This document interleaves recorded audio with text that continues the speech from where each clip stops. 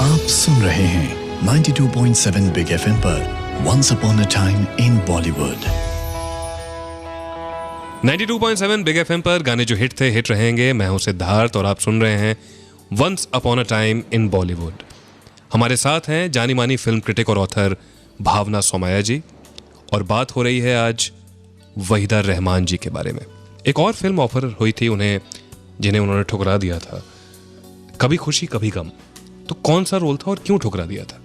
Actually ठुकराया नहीं था, she was already signed by it. अच्छा। क्योंकि यश जौहर जो करण जौहर के फादर थे, हाँ, उनकी बहुत अच्छी दोस्ती थी। अच्छा। वहीदा रहमान और वहीदा रहमान के हस्बैंड के साथ जी।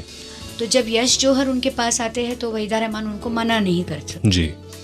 उसमें उनका रोल था अमिताभ बच्चन की माँ का, जो अचला सचदेव जी ने निभाया बाद में। अच्छा। मगर क्योंकि तब वहीदा जी के मदर इन लॉ और हस्बैंड दोनों बीमार थे, तो उन्होंने मना कर दिया। तो फाइनली जब उनकी एक और वापसी हुई हिंदी फिल्मों में, वो कैसे हुई? नहीं, फिर उनके पति के गुजर जाने पर वो उस वक्त थोड़ा सदमे में थी जी। तो अनुपम खेर उनके घर गए। अच्छा। और कहा कि नहीं, ये मेरी फिल्म है और आप उनमें जरूर माँ का रोल निभाएंगी। जी। तो वहीदा रहमान थोड़ी डरी हुई भी थी क्योंकि बहुत लंबे अरसे के बाद काम कर रही जी। थी और 3 बड़े स्टार्स उनके बेटे होने वाले थे। मगर किसी न किसी तरह से अनुपम खेर ने उन्हें मना लिया।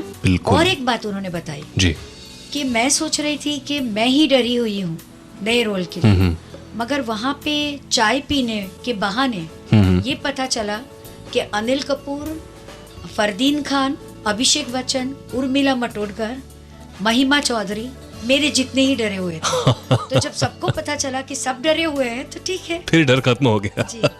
तो बात हो रही थी वहीदा रहमान जी के बारे में, और भावना जी ने बताया कि कैसे एक एक्टर हर रोल के पहले डरा हुआ होता है, और सिर्फ इतना ही नहीं, जब वो रोल कर लेता है, निभा लेता है, तो वो किरदार कुछ टाइम तक उसके साथ भी बना रहता है।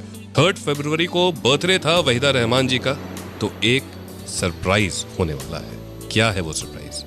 बस अब से कुछ ही देर में बताऊंगा। सुनते रहिए once upon a time in Bollywood, only on 92.7 big FM.